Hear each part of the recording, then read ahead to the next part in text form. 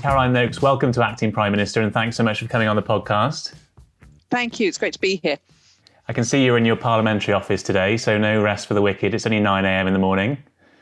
And I've been in here about an hour already, but as you say, there really is no rest for the wicked at all. And actually, you're probably quite glad you're not Prime Minister this week, because it's a pretty tough week, isn't it, for the PM? I mean, middle of the second wave of a pandemic. So I think whoever you are, whatever the circumstances, it's always a tough week being Prime Minister. And I certainly don't envy Boris. He came in on such a wave of euphoria at the end of last year with a real agenda to get things done, and straight into a pandemic, unprecedented, horrendous scale of challenges to deal with. And so, no, I'm very glad I'm not Prime Minister. Well, look, let's make you Prime Minister. Let's get you settled into Downing Street now. And we always like to ask people a few questions just to get their imagination going. Firstly, you walk through that Downing Street door. What is the one personal item that you're going to be clutching that you would take from home, do you think? So is a personal item allowed to be a dog? Because I would have to take Alfie with me. I think he would cause chaos in Downing Street. He's the world's worst behaved animal, but I would have to have him with me. Oh, what is Alfie? What kind of dog is Alfie? Alfie is a working Cocker Spaniel. So he's incredibly beautiful. He's also the stupidest dog I have ever owned. And he's the third Cocker Spaniel I've had. And after the last two, who were both incredibly clever, I thought, well, I'll just get another one of them. It'll be fine. And poor Alfie he's not clever. Okay, so he might end up trashing some antiques and things in Downing Street, but okay, that's your prerogative. What is the drink that you'd pour yourself as you're settling in to work through your red box at night? Is there a tipple of choice for you? Wow, that's an interesting question, because actually my tipple of choice when I was a minister was always a massive mug of tea. And I live on tea. Apparently it staves off dementia. You have to have at least 12 cups a day in order to achieve that, but there is no problem with me achieving it. If it has to be an alcoholic drink, I guess nowadays probably gin and tonic. Terribly fashionable. It always used to be the sort of the drink of my mother, the one that you could guarantee as a teenager you never raided the drinks cupboard for a gin. And now I don't drink much of it. And in fact, people know that I love gin, so I quite often get presents, and there are bottles of gin. And Caroline Dinage and Tracy Crouch, for my birthday this year, gave me a bottle of chocolate gin that remains in the cupboard untouched as yet, but I think I need to be brave and sample to see what that's like. Yeah, what is it, brown or something? I mean, chocolate gin. No, it's clear. It looks like regular gin, but I haven't dared try it yet. I really should. Okay, good luck with that one. Who's the first person you'd call as Prime Minister? Oh gosh, does that have to be some global statesperson, or does that have to be somebody that I squeal down the phone at and go, oh my goodness, I've just become Prime Minister? I think in my first go-to person whenever anything big happens in my life is my daughter. I think she is a huge fan of Love Actually, so she would demand instant admission to Downing Street, I think, just to dance up and down the stairs a la Hugh Grant. Hugh Grant, yeah. Excellent, okay. And maybe a world leader as well. Who do you think you'd like to call around the world? So I think one of the most incredible world leaders, a woman I really admire for all sorts of reasons, Angela Merkel. I think she is just incredible, been Chancellor of Germany for so many years. And she's got longevity. She'd be able to give you some tips on staying in number 10. And she is a woman who gets things done. And so I think she would be number one on my list. Excellent. And look, as Prime Minister, of course, you can appoint anyone you want to your cabinet. Is there anyone you have in mind? They can be sort of dead or alive. They can be politicians, non-politicians. You can literally put anyone you like in your cabinet. Who do you think would be a great pick? Wow, that is an incredible question to ask. And I think you would... So actually, somebody to put in your cabinet, I think one of the things that's really important to me is culture and the arts. So I would look to make somebody like, I don't know, I think as Culture Secretary, somebody completely off the wall, but who has real passion. Maybe somebody like Darcy Bustle to represent ballet and dance, which I absolutely love. Okay, good pick. Right, let's talk a bit now about your path to power. So you grew up in Hampshire. Your dad was a Conservative MEP, so I'm guessing there was a bit of politics discussed around the kitchen table. You were the chief executive of the National Pony Society before being elected MP for Romsey and Southampton North in 2010. You rose up the ranks in Parliament to become Immigration Minister under Theresa May, but left government in perhaps not the nicest way under Boris Johnson. And now you are chair of the influential Women and Equalities Committee in Parliament. Firstly, let's talk a bit about your childhood. How would you describe your childhood? Was it quite a political upbringing, being the daughter of a Conservative MEP? So I think it's important to reflect that Dad wasn't elected as an MEP until the year I graduated from university. Okay. I actually grew up with two teachers as parents, and one of whom, my dad, was the local council leader pretty much for my entire childhood. I don't remember when he became leader of Test Valley, but I always remember that Dad was never there. He was always off at council meetings, really busy. I remember a childhood that was peppered with elections. And I think that they're very addictive, so they sort of get into your blood. But I always tell people this: when I was 17, I was busy failing A-level economics, and Dad at the time was a lecturer in government and politics at the local technical college. And he sat me down and had a little bit of a heart-to-heart that if you want to go to university, you will need 3 A-levels. You are going to fail economics. Do government and politics as a 4th A-level. You'll find it easy and interesting, and it will get you to university, which is exactly what I did. So I picked up an evening class in politics taught by my dad. And I always say, full credit to him, that when I went off to university, I wasn't a Tory, but the University of Sussex, incredibly left-wing, and the only way to rebel there was to turn myself into a Tory, which was exactly what I did. So I came out of uni far more right-wing than I entered it, which I think probably the University of Sussex looks back on as their greatest failure. So most people at university rebel by going on marches and burning placards and all sorts of things, and you rebel by becoming a Conservative? Yeah, it's a bit odd, isn't it?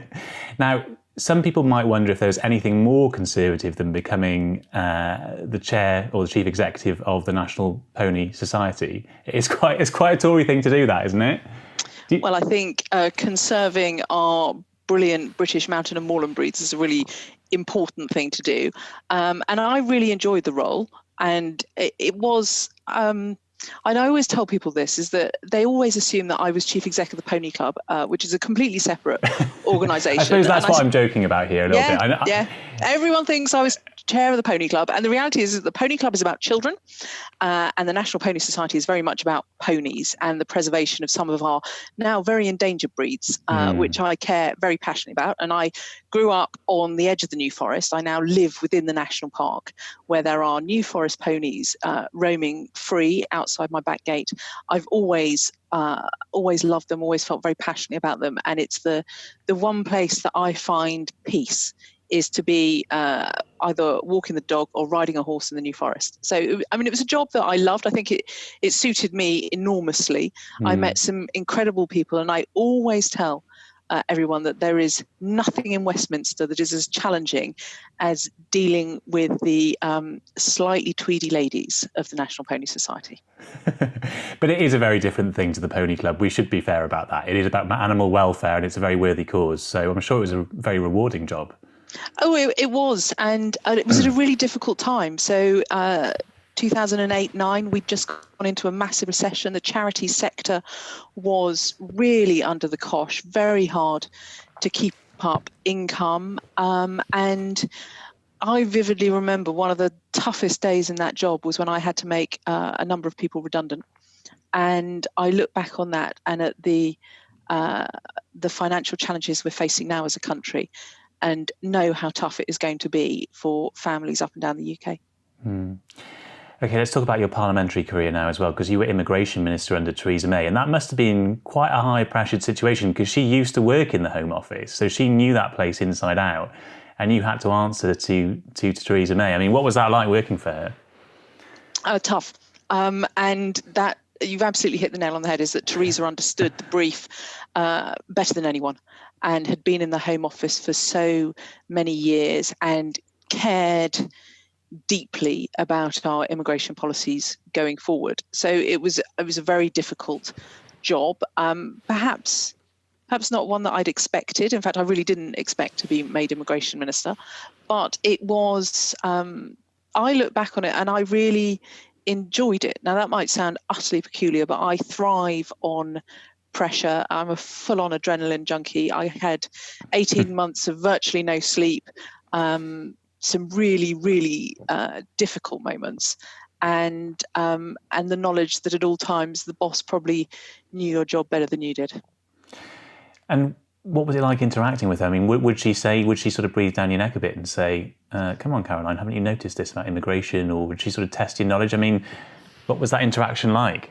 She would test your knowledge, and always very daunting to have a conversation with Theresa about immigration when you suspected that she knew the answer to the question that she'd just asked better than you did.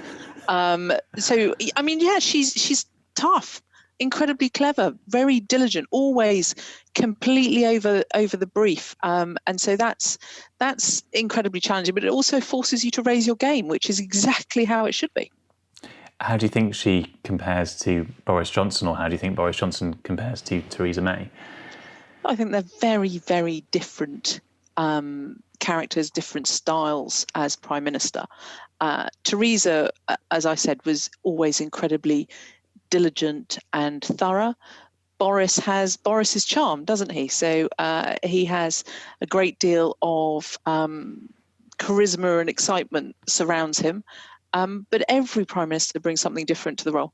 And so I think it's really unfair to try to make comparisons. Was it hurtful when you got sacked? Because I think you found out via Twitter, didn't you, that Boris Johnson has decided not to keep you in his government? Yeah, and I think that's utterly devoid of manners. If you're going to sack someone, you should have the courtesy to tell them first, not to brief journalists. I'm sorry, Paul. You might think it should be the other way around, but... No, I don't actually. I think you should find out first. Yeah, I just thought it was rude. And it didn't come as any surprise. I hadn't backed Boris in the leadership, and it was very obvious that if you hadn't backed him, then you were for the chop. But it wasn't a great way to find out. No. Okay, well, look, you're Prime Minister now, so you can decide how you hire and fire people. But there will be even more pressing issues on your desk, not least of all a national or a global pandemic. What did you make of the new measures announced by the Prime Minister yesterday? None of us like restrictions on our lives, and I think it's incredibly difficult for any government to introduce this sort of legislation that we've seen with the coronavirus legislation that prevents people from mixing as they would like, that prevents them from going to pubs and bars as they would wish to, that prevents them from moving around the country.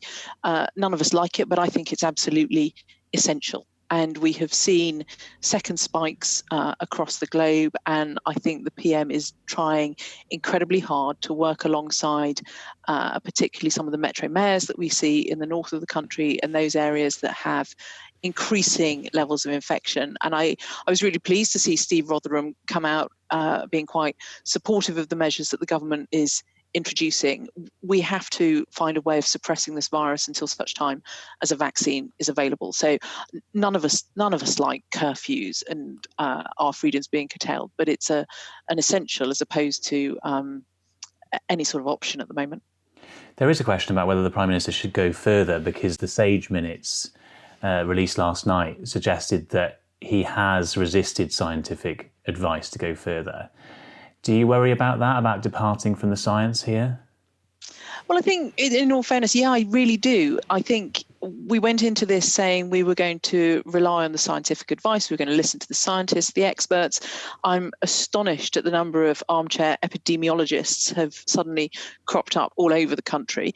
We have to listen to the scientists. So I didn't like the idea of a 2-week circuit break lockdown, but I think we may look back on the decision not to do that and regret it. Do you think that might have been a mistake? Well, I think it's very hard to say you're going to listen to the scientists and then very obviously ignore their advice because you didn't like it. And do you think that it's quite clear then that the Prime Minister at the moment is departing from the science? Is that the sense you get? I'm getting the sense of a bit of a mix and match approach. And I'm not sure how successful that's going to be. And I'm on the record as having said that I thought we should have gone into lockdown earlier, that we should have introduced quarantine way earlier. We introduced quarantine really a long time after that would have been helpful, when there were barely any flights coming in anyway. We should have cracked down with quarantine right at the outset. So I don't think our approach to the whole pandemic has been perfect, but it's really easy to say that with hindsight, isn't it? And we were facing a novel virus, one that we had no idea how it was going to behave. We could only look at patterns across the globe and learn as we went along. So it seems really glib to say, oh, we should have done X, Y, and Z better, earlier, faster, more stringently, when none of us had any idea what we were dealing with. It's true. I mean, everyone's got the benefit of hindsight now, but I suppose the big question is whether we use that hindsight, learn from it for the second wave. And it does appear as if the government has taken this decision to say, OK, the science is the science, but there's also an economic equation here, and we're going to depart from the science now. We think actually the economics have become quite dominant in all of this. And there's talk of the Chancellor having quite a lot of influence over some of this decision making. But I think you're saying quite clearly that you do have concerns about departing from that science. Yeah, I do. But then last night we heard Chris Whitty talking about the balance that has to be struck. And he's right, there is a balance. The interesting thing in the part of the country I represent is that infection levels are low. Many, many people contact me with concerns about the economy, their jobs, the support that's been forthcoming to some sectors which are in dire trouble now, but not legally locked down. So a lot of the support services to some of the entertainment industries, that they could be working, but there's no market for them anymore. So the bulk of my postbag, and that's in common with many MPs in Hampshire, is that it's about the economy and jobs and not about healthcare and lives anymore. I think at the start of the pandemic, many of my constituents were really scared that they would catch COVID, that they would be desperately ill, that their loved ones would lose their lives.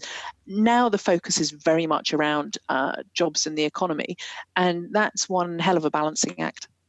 Yeah, because as chair of the Women and Equalities Committee, you've been calling for more support for women, for example, who may be affected adversely by the pandemic and disproportionately by the pandemic because they work, for example, more often in the beauty sector than men do, and the beauty sector has been particularly badly affected because it's obviously got a lot of close contact involved. But with cases rising now and people getting more concerned again about the health aspect, are you sort of stepping away from those calls now? Are you not pushing quite as hard for the economy to reopen? So I think it's really interesting, and it's not just the beauty sector. If you look at retail, which non-essential retail has been really hammered by this pandemic, that has nearly 60% of the employees in it are women. Hospitality sector is dominated by women and by young people. And I think it's been very obvious during the course of the pandemic that women went into this at a record level of employment, the highest level of employment in my lifetime. And I want to see them come out of the pandemic in as good shape as men. Now, we know that men are more likely to die of COVID than women. I'm not sure that we entirely understand why yet, but I have been very concerned about the impact the pandemic has had on the fiscal outcomes of women. Now, do I think that we need to be cautious about sectors like the close contact sector? Well, I think it's really fascinating. If you look at where infections are most likely to occur, they are within households. And when you go into hairdressers, beauticians, you see face visors, you see masks. They already had the most perfect track and trace system because, of course, every single person working in that industry has a client base of which they are fiercely protective. They want to be able to keep in contact with them so they know who's coming into their salons and who's receiving treatment. And so I think it's really interesting that we have some sectors that we have very little evidence at all that they are spreading infection, that are threatened with further lockdowns, and other sectors, and I would identify hospitality, that we are determined to keep open with the right protective measures in place. And I think we all have to learn from this. We all have to be much better about hands, face, space. We have to be better about making sure that we use the app to log in wherever we go. And I think it's quite interesting, if you wander around Parliament, there are very few QR codes that you can use to log in to say that you're here, with the House officials being much more interested in us using our swipe cards to monitor where we've been. when of course this isn't like IBM. If you go to IBM, there are big signs on every door that say no tailgating. Come to Parliament and somebody by absolute sort of courtesy will hold a door open for you, which doesn't give a very good indicator of who's left the building and who hasn't. No. And in terms of the 10 p.m. curfew, which is the other big thing when it comes to hospitality, of course, do you think that's working? Well, I think there is a real challenge around people being expected to leave restaurants and bars at the same time. So we've all seen the pictures from Soho of thousands of people out on the streets bang on 10 o'clock, which I think is challenging. And of course, when licensing laws were relaxed all those decades ago, part of that was about enabling outlets in towns and cities to stagger their closing times. There are organisations in Romsey like Pub Watch, which enable the publicans to work together to make sure that people leave at different times so that you don't have too many people all at the taxi rank together. And potentially causing disturbance. So I think there is a challenge around the 10 p.m. curfew. But yet again, it's a measure that we've had to put in place to try to curtail the spread of the virus. I'm one of those people that turns into a pumpkin at 10 o'clock. So I'm always very happy to be home and in bed by then. But I can see that not everybody is. No. Okay, well, look, let's move on from the pandemic now and talk about another issue which is topical, especially as you are a former immigration minister. And that's migration across the Channel, which I think would be a front page story if it wasn't for the fact that we are in the middle of a global pandemic. And there's been a lot of talk in the papers about some pretty extraordinary measures the government is looking at here with, nets, for example, to try and catch migrant boats and turn them back, cruise ships maybe to try and process migrants in the Channel. Are they things that you ever considered as immigration minister? So I can honestly say that we never considered disused ferries as processing points for migrants or asylum seekers coming across the Channel. So I can remember back in the summer of 2018 going to the Aegean and Greece and looking at the migrant crisis there and being struck that between the island of Samos and Turkey, the stretch of water is literally 1 mile. The English Channel is 30 miles and one of the most busy shipping lanes in the world and not known for being particularly flat, shall we say. And I can remember talking to officials then and saying, can this happen on the Channel? The migrant crisis that we saw coming into the Greek islands, is this something we need to be worried about? And I would argue that we were quite complacent, that for all of those reasons, the Channel was too difficult, too dangerous to cross, that we wouldn't see it. And yet a few months later, we had in November and December, those crossings, arguably the worst time of year to try and come across the Channel. And since then, we've just seen it escalate out of all proportion. Now, in my view, the only way to address this is via cooperation with the French. Once a small craft has launched from a French beach, you are talking about incredibly dangerous procedures to try and turn that around or apprehend it. And we certainly had a lot of constructive conversations with the French about whether border force vessels could pick up migrants mid-channel and return them to French ports, which the French at that time had agreed to. But you're then left with incredibly difficult decisions. Border force officers are not trained to deal with a situation where they're trying to encourage migrants to get off a border force cutter in a French port. There's no protocol for how you should manage that. I think some of the suggestions that I've seen, which apparently was just a brainstorming session and weren't serious suggestions, about sort of barricades of boats across the Channel, just bonkers, isn't it? And I absolutely stand by. You will only resolve this by working with the French, by tackling the people smugglers. Often people forget that this is for really unscrupulous, dangerous people, this is a really lucrative business where they are trading on human misery. And people who are absolutely desperate. And of course, we want to see people claim asylum in the first safe country. And of course, we have to work with our European neighbours to find out what the future of things like the Dublin Convention is going to be and how we might be returning asylum seekers in the future, given that we've now left the EU? I think these are all really, really difficult questions. But I think some of the most innovative measures taken have been with the company that is flying drones, observing what's happening on the beaches. I often get correspondence from people who suggest that it's only a few miles of coastline that the French police need to patrol. In fact, it's many hundreds of kilometres and pretty inaccessible. So those who've ever been to the beaches of the Calais region, there's miles and miles of them, and really incredibly difficult to keep a close eye on all of them. So if you were Prime Minister and when you were Immigration Minister, you would have been pretty quick to dismiss this idea of using nets and dinghies and barricades in the channel. Yeah, I really would have. And I think it's cooperation with the French that will resolve this. It is not physical measures in the busiest shipping channel in the world.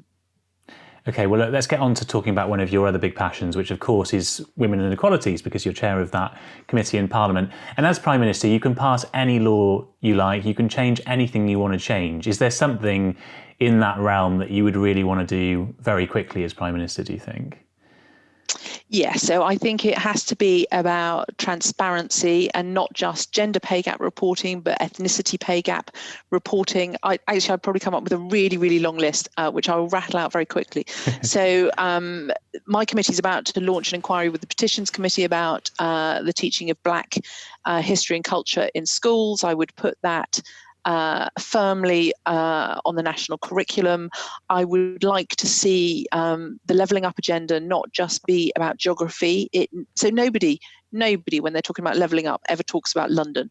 Yet this city has some of the greatest disparities in the entire country. I think it's some of the most deprived boroughs in the country are in London, literally sat adjacent to some of the most affluent ones.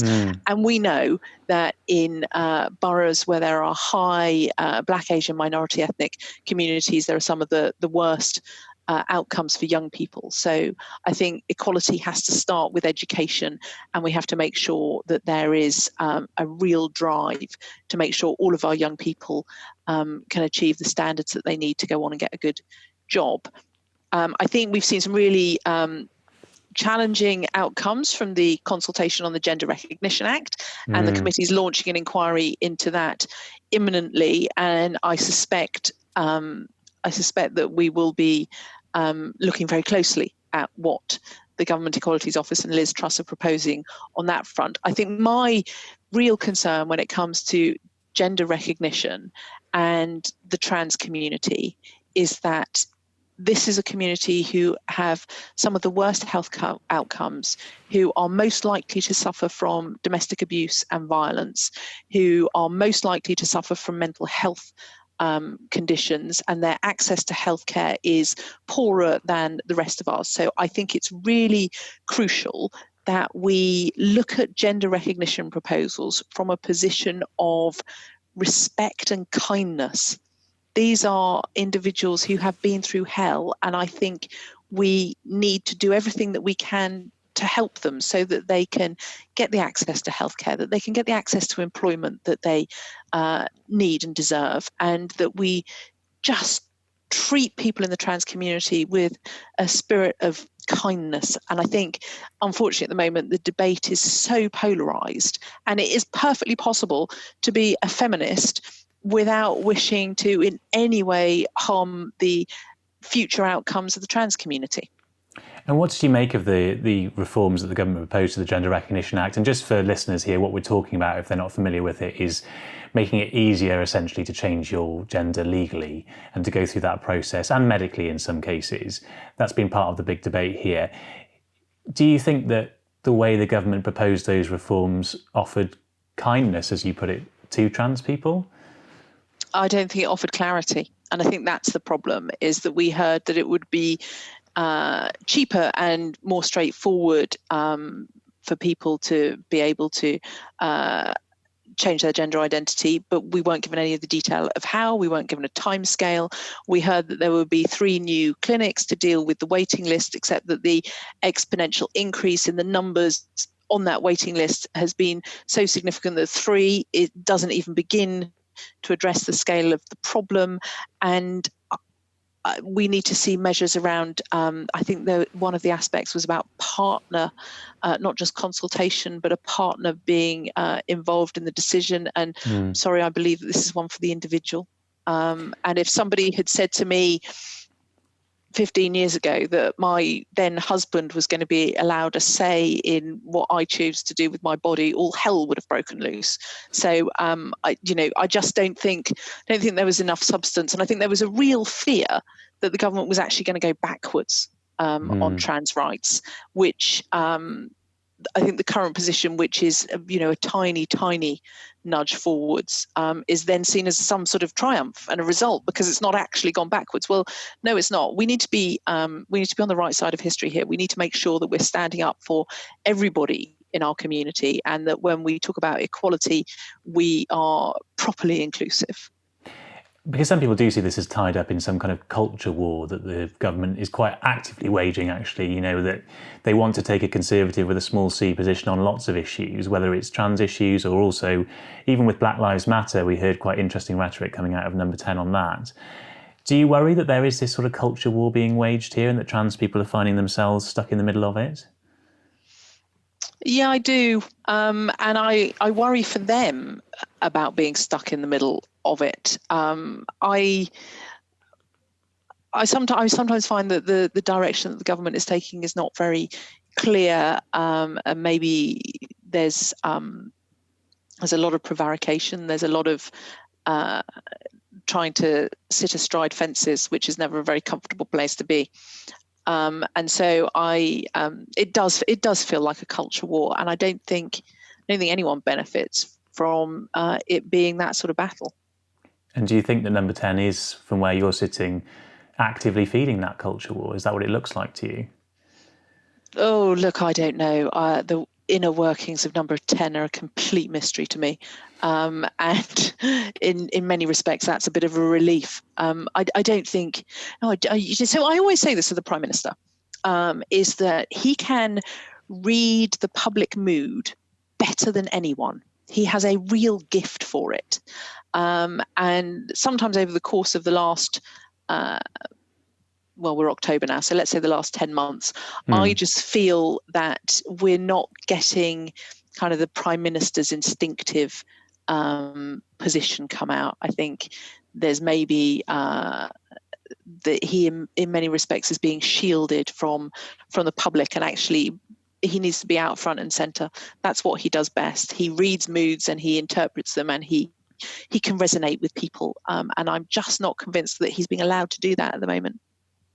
Because you have quite an interesting position to play in all of this as chair of that committee, because you've got to balance the rights of women and the balance and the rights of trans people. I mean, how do you feel, for example, when J.K. Rowling tweets? Do you think, good on you, or do you think, oh God, no, not another one? I'm inclined to the view that maybe a period of silence might be helpful. Look, you won't find a good balance by stoking flames. And I think both sides of this debate are busy stoking flames, and actually the moderate voices aren't being heard because they're not shouting. And this can't be a battle about he who shouts loudest. It has to be about, look, let's take those nice, sensible, moderate voices on both sides of the debate and find a compromise and find a way that trans people can be helped to live their lives as they wish to, without the sort of prejudice and fear almost that you see carrying on at the moment. And just quickly on gay marriage as well, I'm not going to give you a hard time about that because you've already been asked many times about the fact that you are chair of the committee, but you voted against gay marriage. But just in your own words, would you vote differently now? Is that something that you've really sort of changed your mind on? And have you had a hard time from all sorts of LGBT interest groups about the way you voted?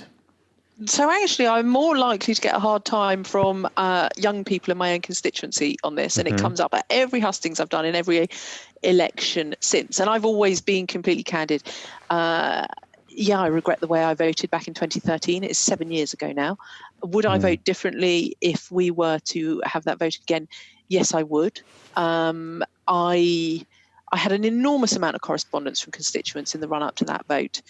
And I felt that I was voting in accordance with their views. And it was something like 500 people wrote to me opposed to gay marriage, and 30 people contacted me both before and after the vote who were in favour of it. But the reality is that we have moved on. I think that my constituents would express very different views now. The world hasn't ended. The sky has not fallen in, because gay people can now get married. And I think for equality and it's absolutely, if I could take that vote back, yes, I would. I've had a lot of criticism from papers like the Pink News and from a man at SOAS who appears to be obsessed that I'm some sort of dinosaur. But I would change it in a heartbeat if I could. Okay, well, look, we're almost out of time now, and I just want to ask you a few quick fire questions to finish off the podcast. Firstly, which former Prime Minister would you call on for advice, do you think? David Cameron. Yeah? Yeah. I always tell people this, is that, so I've been a Conservative candidate under William Hague, Ian Duncan Smith, Michael Howard, David Cameron, Theresa May, Boris Johnson, so 6 different Conservative Party leaders. And it was David Cameron who helped me get elected for the first time in Romsey and Southampton North in 2010, and the consummate politician. Okay. Which song would you dance to at party conference? YMCA. Okay, excellent. I'm a child of a long time ago. Would you do the moves? Yeah, absolutely. Unlike Trump yesterday. Yeah, I know. Where would you go on holiday as Prime Minister? Oh, so I'm not very good at going away. And I'm a bit of a weird homebody, and I love my own back garden more than anywhere else on the planet. But if I had to choose somewhere, I love Mallorca, and I would go to the old town of Palma and just sit on a sun lounger in the Mediterranean sun. And we already know that your Downing Street pet would be your dog. Ah, the dreaded Alfie, yeah. You can have another pet if you want, though, because you preempted me with the pet question. So I'm going to give you another free hit. Do you want a pony in the back garden, or...? So no, really unfair to have a horse in central London. But Ollie, who is my very, very geriatric cat and has a love-hate relationship with Alfie, could come to Downing Street. I think there'd be some competition there with Larry. But I love animals, and they keep me sane, and they're brilliant company. So I would fill Downing Street with animals. And lastly, would you ever want to be Prime Minister, do you think? No, I'm completely temperamentally unsuited to the job. I'm not clever enough, and I would much rather leave that to other people who are much more talented. I'm sure that's not true, but what is it about your temperament that you think doesn't suit Downing Street? So I think I can be incredibly bossy and short-tempered, and so when once upon a time I saw 3 references about myself, each one which said she does not suffer fools gladly, which caused a level of introspection as to whether I needed to learn to be more tolerant. But no, it really is not a job for me. Okay, all right. Well, you've ruled it out pretty clearly there, but thank you so much for pretending to be Prime Minister for the past 40 minutes or so. It's been such a pleasure to have you on the podcast, Caroline. Thank you for coming on. Great to talk to you. I've really enjoyed it. Perfect. That's great. Brilliant. Thanks, Caroline. That's great. Really, really interesting. Thanks so much for coming on. Thanks a lot. Bye-bye.